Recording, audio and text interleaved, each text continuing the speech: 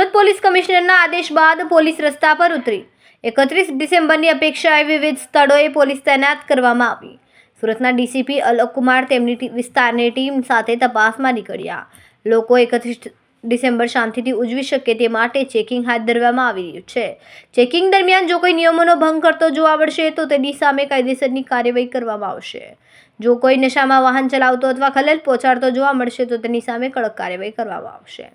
વરાછા વિસ્તારમાં મુખ્ય સ્થળો અને ચોકડીઓ પર આવી ચેકિંગ હાથ ધરવામાં આવેલી છે।